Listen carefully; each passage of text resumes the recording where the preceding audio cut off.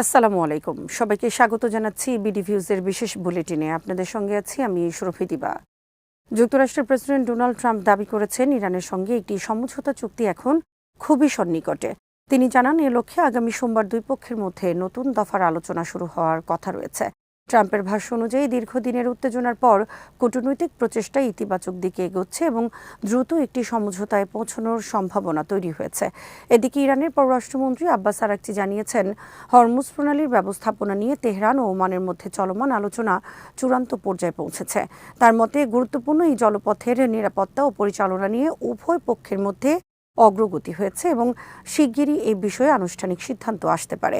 বিশ্ব জ্বালানি বাণিজ্যের জন্য হরমুজ প্রণালী অত্যন্ত গুরুত্বপূর্ণ হওয়ায় এই আলোচনা আন্তর্জাতিক মহলেও নিবিড়ভাবে পর্যবেক্ষণ করা হচ্ছে। অন্যদিকে ইরানের প্রেসিডেন্ট মাসুদ পেজেশকিয়ান যুক্তরাষ্ট্রকে জুন মাসে স্বাক্ষরিত সমঝোতা স্মারক বাস্তবায়নে প্রতিশ্রুতিবদ্ধ থাকার আহ্বান জানিয়েছেন। তিনি বলেন, অন্তর্বর্তীকালীন এই চুক্তি ভবিষ্যতে ইরানের পররাষ্ট্রনীতির অন্যতম প্রধান ভিত্তি হিসেবে কাজ করবে।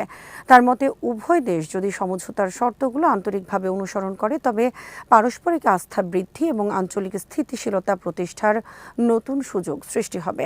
ট্রাম্পের আশাবাদী বক্তব্য, হরমুজ প্রণালী নিয়ে অগ্রসরমান আলোচনা এবং পেজেশকিয়ানের কূটনৈতিক বার্তা সব মিলিয়ে ইঙ্গিত দিচ্ছে যে সাম্প্রতিক উত্তেজনার পর যুক্তরাষ্ট্র ও ইরানের সম্পর্ক নতুন এক মোড়ের দিকে এগোতে পারে। তবে সম্ভাব্য চুক্তির চূড়ান্ত ফলাফল এবং এর বাস্তবায়ন নিয়ে এখনও আন্তর্জাতিক পর্যায়ে সতর্ক দৃষ্টি রাখা হচ্ছে।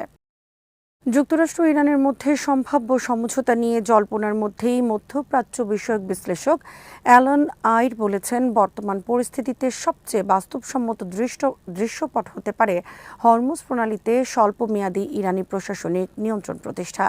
আল জাজিরাকে দেয়া এক সাক্ষাৎকারে মধ্যপ্রাচ্য ইনস্টিটিউটের এ বিশেষজ্ঞ বলেন, তিনি নিশ্চিত নন যে ওয়াশিংটন ও তেহরানের মধ্যে শেষ পর্যন্ত কোনো আনুষ্ঠানিক চুক্তি হবে।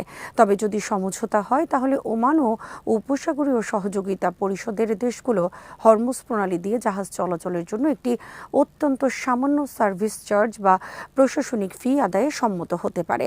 এর বিনিময়ে সীমিত সময়ের জন্য প্রণালীর প্রশাসনিক তদারকিতে ইরানের ভূমিকা মেনে নেওয়া হতে পারে। আইডের মতে যুক্তরাষ্ট্রের প্রেসিডেন্ট ডোনাল্ড ট্রাম্প প্রশাসনের প্রধান লক্ষ্য হবে চলমান সংকট থেকে দ্রুত বেরিয়ে আসা।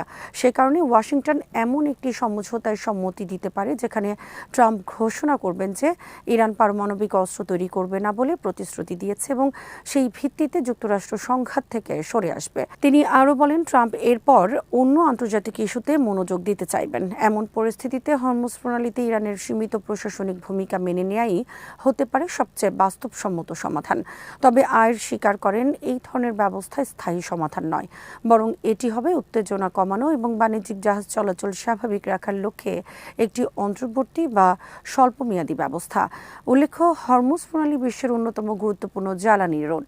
বৈশ্বিক সমুদ্রপথে পরিবাহিত উল্লেখযোগ্য পরিমাণ অপরিশোধিত তেল ও প্রাকৃতিক গ্যাস এই প্রণালী দিয়ে পরিবহন করা হয়। ফলে এখানকার নিরাপত্তা ও প্রশাসনিক নিয়ন্ত্রণ আন্তর্জাতিক জ্বালানি বাজার এবং আঞ্চলিক ভূরাজনীতির জন্য অত্যন্ত গুরুত্বপূর্ণ বলে বিবেচিত হয়। তুরস্ক বলেছে, গাজায় সর্বশেষ প্রাণঘাতী হামলাগুলো প্রমাণ করে যে ইসরায়েলি প্রধানমন্ত্রী বেনিয়ামিন নেতানিয়াহুর সরকার ফিলিস্তিনিদের সঙ্গে শান্তি প্রতিষ্ঠায় আন্তরিক নয়।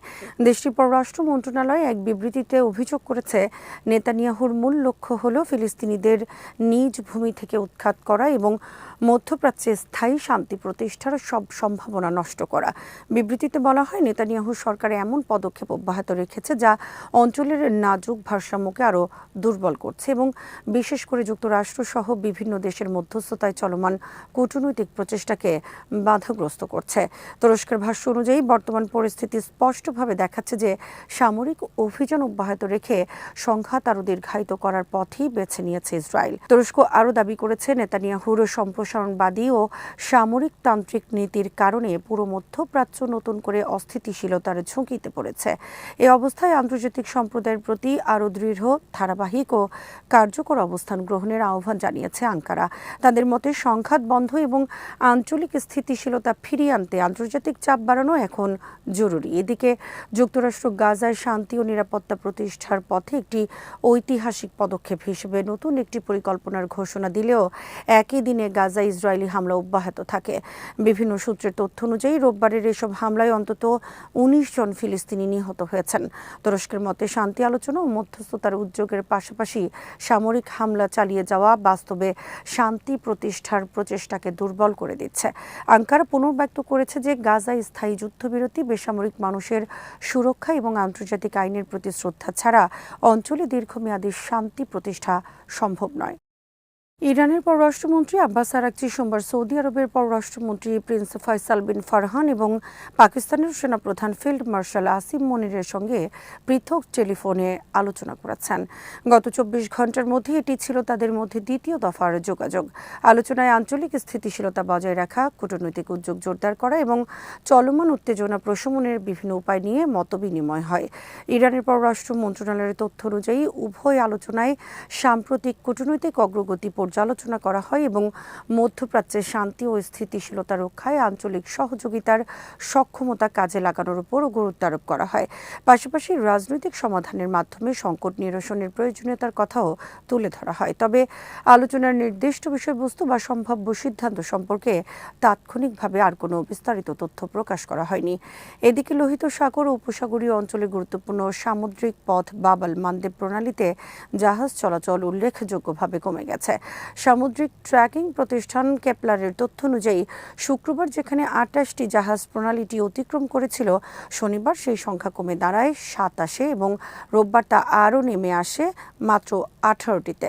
বিশ্লেষকদের মতে সাম্প্রতিক নিরাপত্তা ঝুঁকি এবং বাণিজ্যিক জাহাজে হামলার খবরে শিপিং কোম্পানিগুলো সতর্ক অবস্থান গ্রহণ করায় এই পতন দেখা গেছে।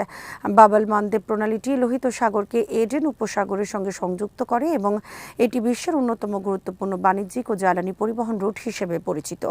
প্রতিবেদনে বলা হয়েছে, সপ্তাহের শুরুতে সৌদি আরবের দুটি তেলবাহী ট্যাঙ্কার নিরাপদে এই প্রণালী অতিক্রম করলেও পরবর্তীতে নিরাপত্তা পরিস্থিতির অবনতির কারণে বাণিজ্যিক জাহাজ চলাচলে প্রভাব পড়ে। বিশেষজ্ঞরা সতর্ক করে বলেছেন, এ ধরনের হামলা বা নিরাপত্তার সংকট অব্যাহত থাকলে তেল পরিবহন এবং বৈশ্বিক সরবরাহ শৃঙ্খলেও বড় ধরনের বিঘ্ন সৃষ্টি হতে পারে। এরই মধ্যে সোমবার ওমানের খাসাব উপকূল থেকে প্রায় ২০ নটিক্যাল মাইল উত্তর পূর্বে একটি তেলবাহী জাহাজের কাছাকাছি বিস্ফোরণের ঘটনা ঘটে। যুক্তরাজ্যের সামুদ্রিক বাণিজ্য কার্যক্রম তদারকি সংস্থা জানিয়েছে, জাহাজটির ক্যাপ্টেন আশপাশে একটি বিস্ফোরণের শব্দ শুনেছেন। সাম্প্রতিক ঘটনাগুলো মধ্যপ্রাচ্যের সামুদ্রিক নিরাপত্তা নিয়ে নতুন করে উদ্বেগ সৃষ্টি করেছে।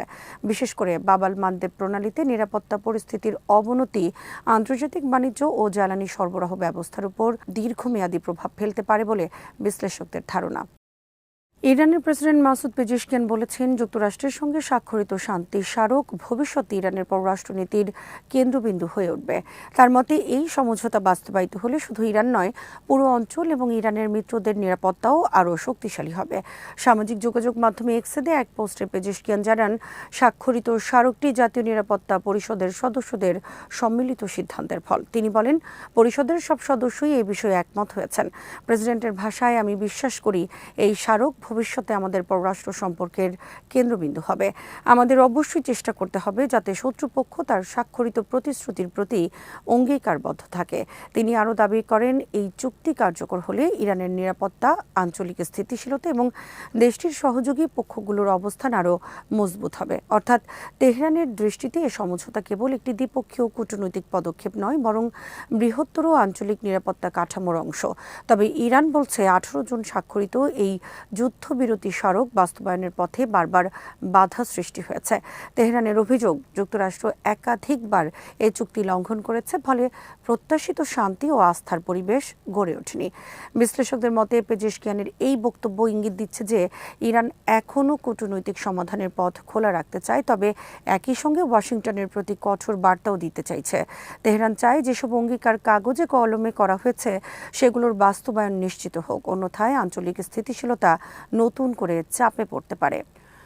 প্রিয় দর্শক, যুক্তরাষ্ট্র ইরান যুদ্ধ নিয়ে আরও সর্বশেষ সংবাদ এবং বিশ্লেষণ থাকছে আমাদের সন্ধ্যার বুলেটিনে। আজ এখানেই শেষ করছি।